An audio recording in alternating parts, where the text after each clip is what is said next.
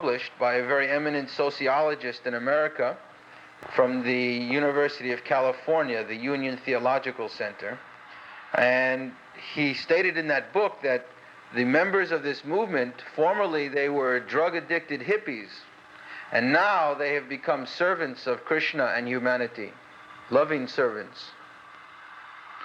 So he has given proof through intensive interviews that one who joins this movement, dramatically his life becomes changed. He is a big professor, and his books are being sold in higher circle. Another superior energy. What is that? Superior energy. Jiva Mahabharata.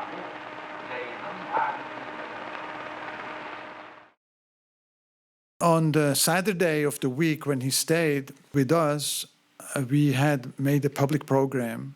We didn't know anybody. We had just come to the island a few months before, and Mr. Tilak requested the government list of 500 VIPs that they have when they do their functions. And we just sent out invitation to all of them. They were Muslims, Christians, anybody. And we made a buffet-style prasadam. And Srila Prabhupada was sitting under the veranda, and invitees were sitting out under the sky, as we can see here on the film. And Srila Prabhupada was lecturing from the verse, Savai Pungso Paro Dharmo. Because there were Muslims in there, there were Christians in there, there were Tamils in there, were all types of, the whole section of Mauritian population was actually represented by this. There was the High Commissioner of India, there was the High Commissioner of England, there was the Minister of Youth and Sports, there were prominent lawyers, there were Swamis, there was one Swami there from the Kabir Panth, there were Ahmadiyya Muslims were there. It was a very cosmopolitan gathering. And Srila Prabhupada chose that verse, that what is the purpose of religion? Any religion that is bona fide brings its practitioner to the level of love of God. This is the only test of a bona fide religion. So he was going on with this point, and finally, at the end of the lecture, he was asking for questions. And we were expecting some fiery questions. Maybe the Muslims or the Christians would put some challenging questions. No. It was actually one gentleman who received Prabhupada at the airport, who was a member of parliament. He was a proprietor of a newspaper called Mauritius Times, and he challenged Prabhupada. He was saying, how can a person who has just heard from God speaking about the absolute truth, how the next moment he can break down and be completely devastated by some event that had happened? And we didn't know what he was going on about, but actually what he was talking about was Arjuna, having just been taught by Krishna, the Bhagavad Gita. And when Abhimanyu was killed, Arjuna was devastated because of the death of his son. So that was the basic point that he was going on about. How can he act in such a ridiculous way? So Prabhupada said, what are you talking ridiculous? Explain yourself. And then the man, again, he was going on with this point that anyone who has heard from God, if it's actually God, how can he act in such a way as Arjuna did? And the man called this ridiculous. So Prabhupada was actually smashing him very strongly.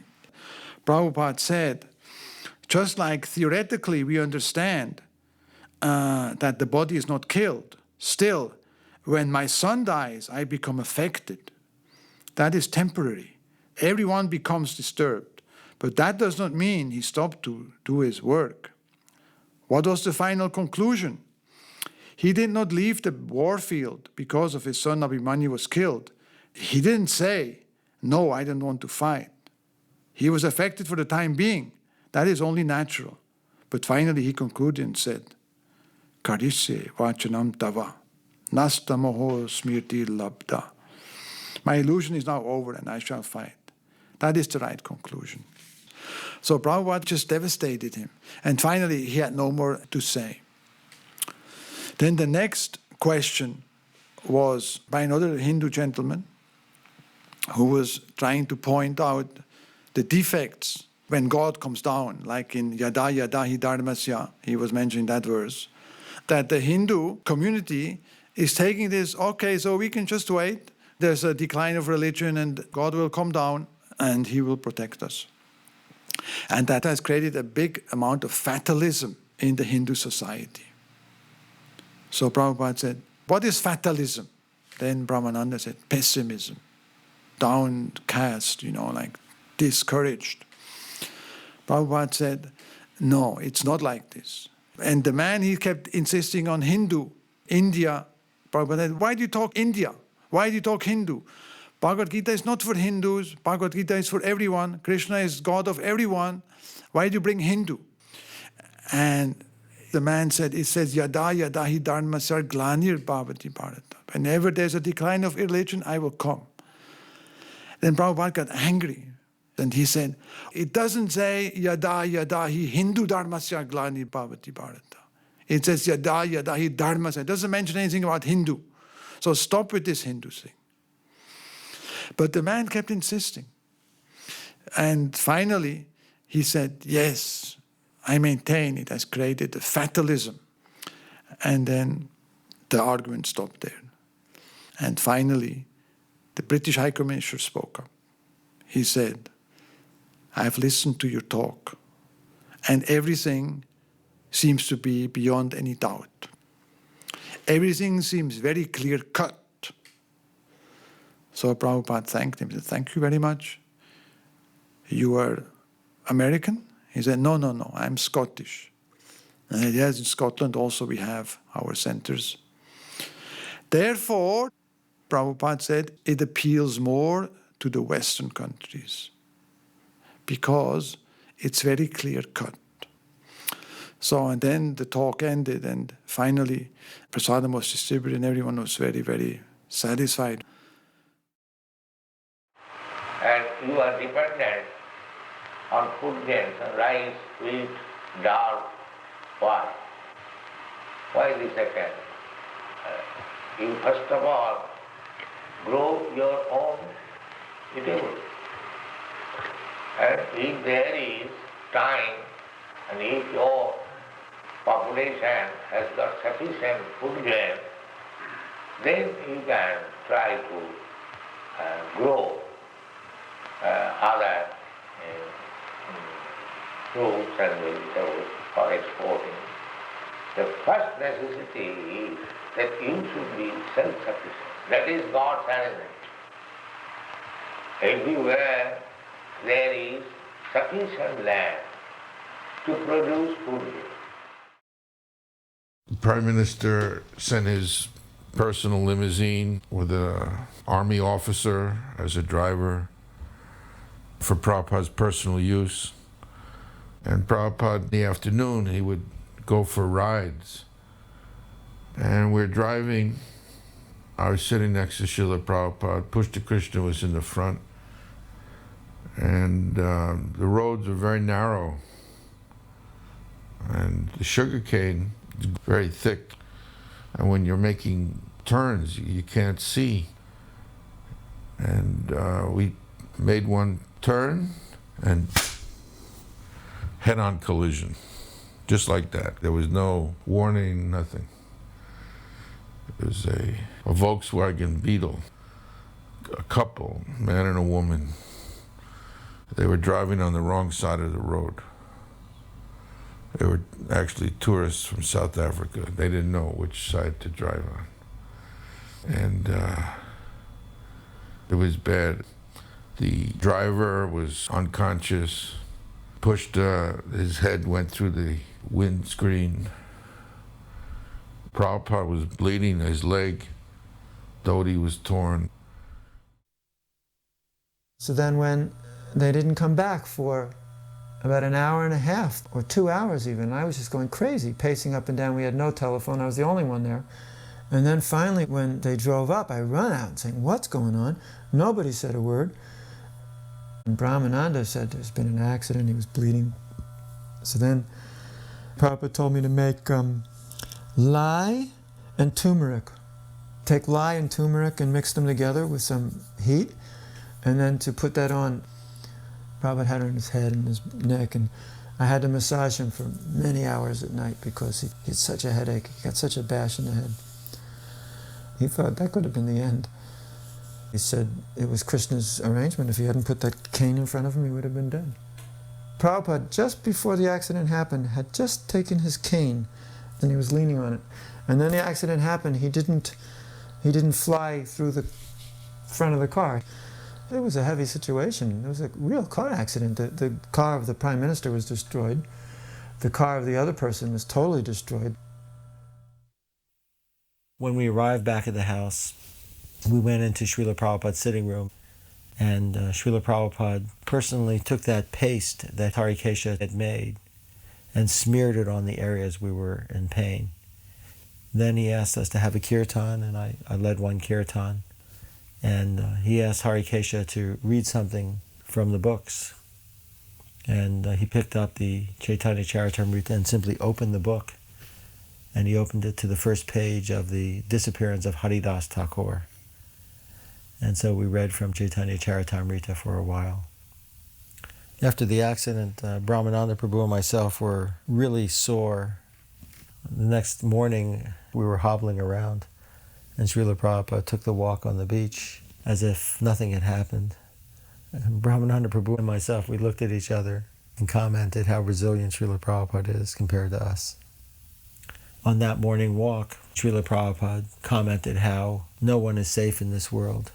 People will drive long distances living very far away from their work, and in so doing they risk death because of the fact that they have to travel so far.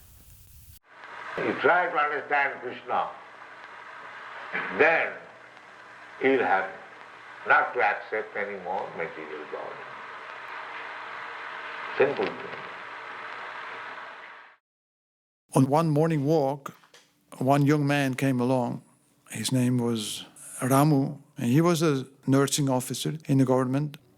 He was like animating the conversation with Srila Prabhupada to such an extent that practically he monopolized the whole morning walk. And what happened afterwards is very unusual. We were coming into the house, and normally after morning walk, of course there was no deity, so we would do Guru Puja, and then we give the Bhagavatam class. But this morning, Srila Prabhupada came right off the morning walk, sat on his Vyasasan, and the Guru Puja paraphernalia was already there, and someone was waiting. But he kept on talking to this gentleman. And they were going back and forth. This man was proposing that we will go to the villages and we will do kirtan. We put up a small tent, and then Swamiji, he say, you could come. You give the lecture.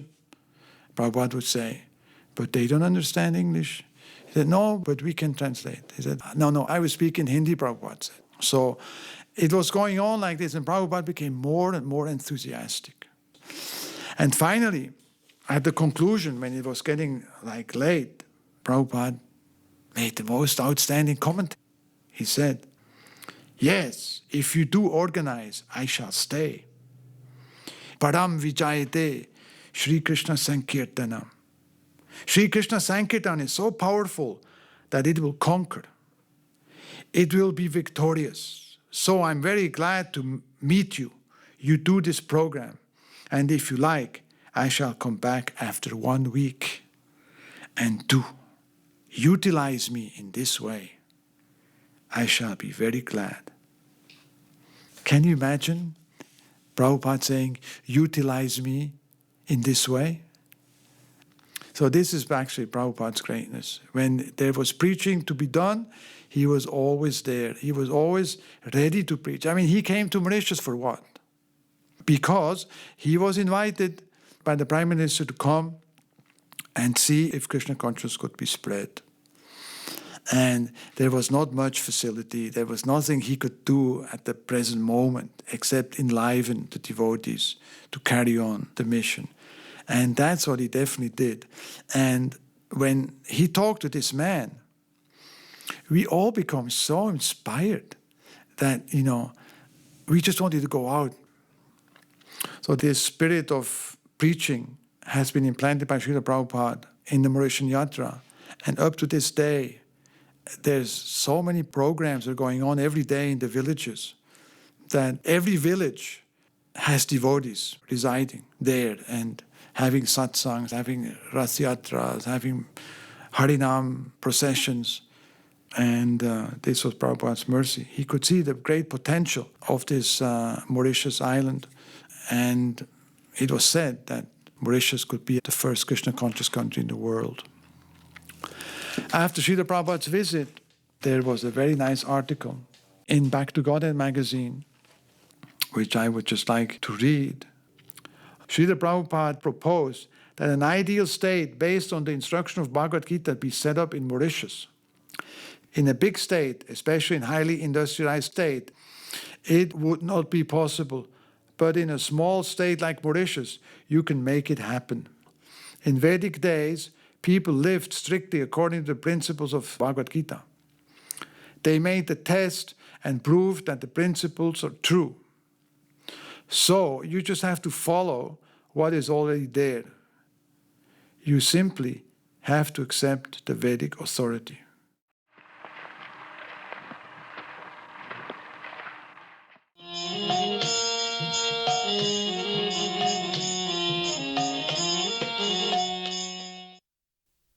Many hundreds of people would come to greet Srila Prabhupada at the airport.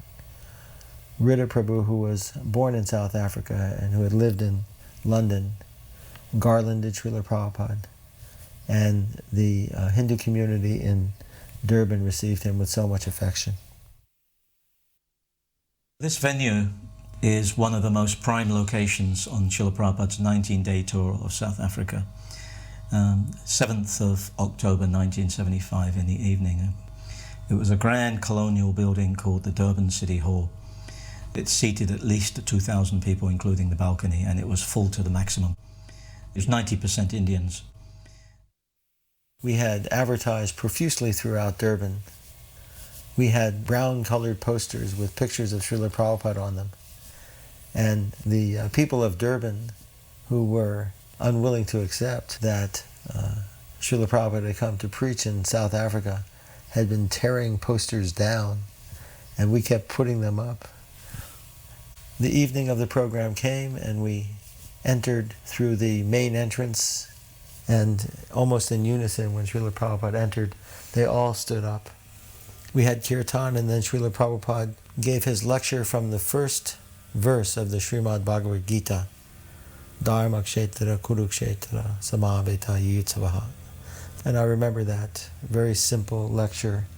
I felt as if Srila Prabhupada was reteaching the culture of Krishna consciousness to the Indian people of South Africa who had been living under apartheid for so long and who had been deprived of the glory of their own culture by virtue of that oppressive regime.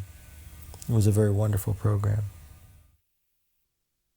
I was in charge of selling books, and the books were flying out. We must have sold at least $2,000 or $3,000 worth of books. That was the most amazing thing about traveling with Srila Prabhupada. For the next 19 days, wherever Srila Prabhupada went, his books would automatically fly out.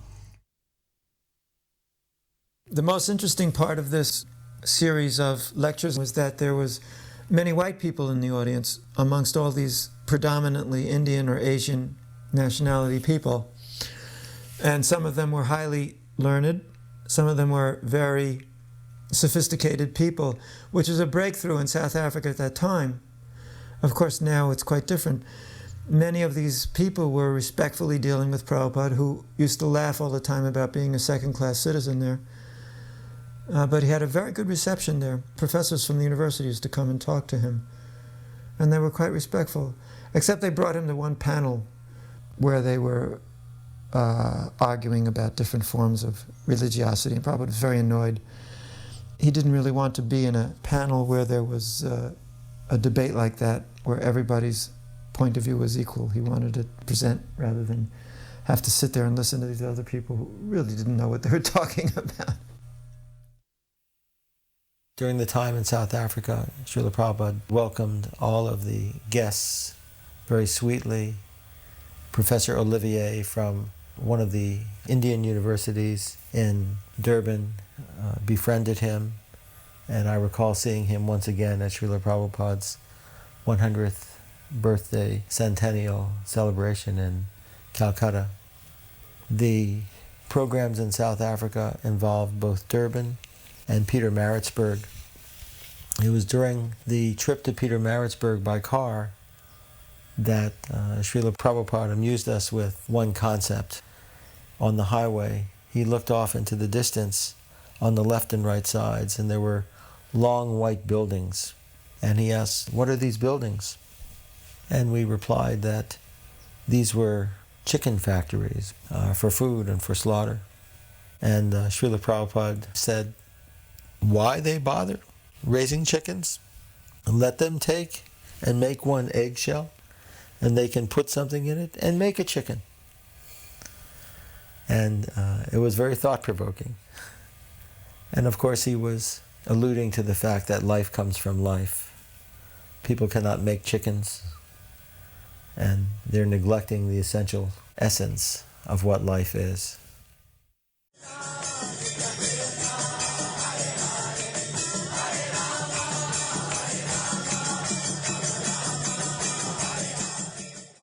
I was 18 years old.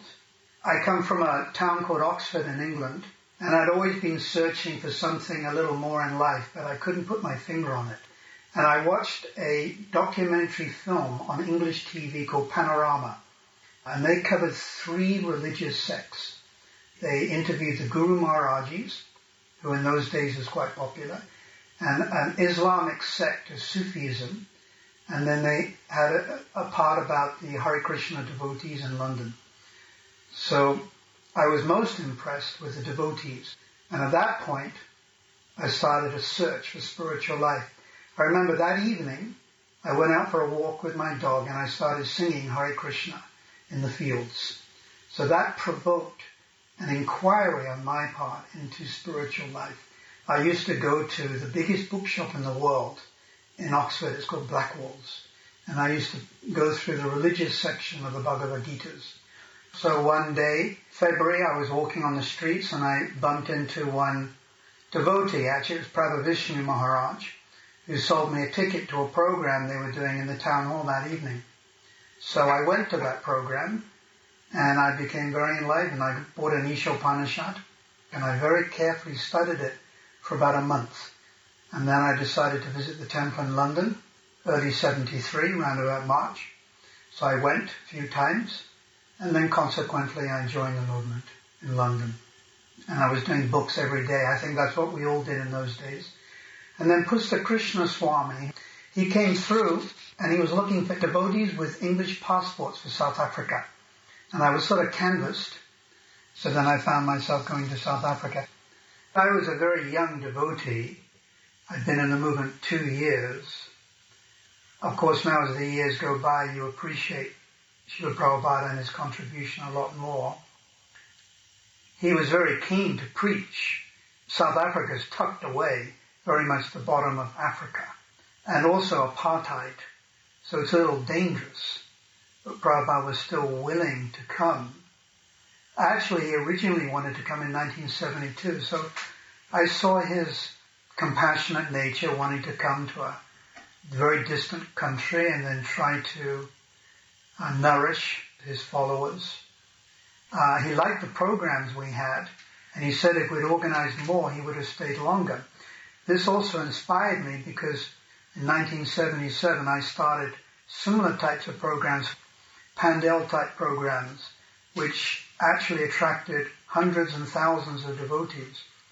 So that initial training I had was Prabhupada when he went to like 7 or 8 large programs. I was actually not only Pujari and not only the gardener, I was also sort of in charge of the programs, putting up the Vyasasan, decorating it, making sure there were no pins left on his cushion, organizing the PA system, being the first one there and being the last one to go, and also organizing the film projector. We used to show the Hare Krishna People film, that first film that ever came out. So that was like preparation for 15 years of Pandel programs. which attracted so many people.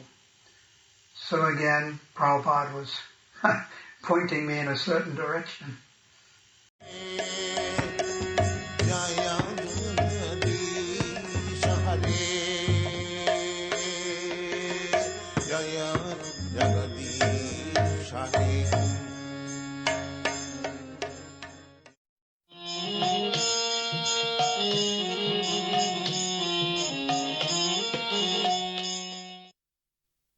The next sequence we have here is Srila Prabhupada arriving in Jan Smuts Airport, Johannesburg, at midday on the 14th of October. Outside, we had a rented yellow Mercedes car, and a South African policeman opened the door and saluted Srila Prabhupada. Johannesburg was much more relaxed. And then once Srila Prabhupada arrived at the Yeoville temple in Johannesburg, there was a full house of devotees and a few trusted life members. Obviously, we couldn't invite hundreds and hundreds of people because it was a small place. Apartheid was still in full force. Mr. Parekh, he secured the visa for Srila Prabhupada, which took many years. We took Srila Prabhupada to our temple in Yeoville, which is a suburb of Johannesburg. And there Srila Prabhupada met another group of Hindus had helped us, and also our first temple, which really was a temple in the true sense of the word. We had opened one temple in Cape Town, but we were really struggling at the time, and I had asked Srila Prabhupada if we could close this temple and just do traveling Sankirtan and sell books and introduce people to Krishna consciousness in a wider way, because we didn't feel that we were making the kind of progress in Cape Town that we had wanted. Srila Prabhupada had said it would be fine for us to close the Cape Town temple and to do traveling Sankirtan.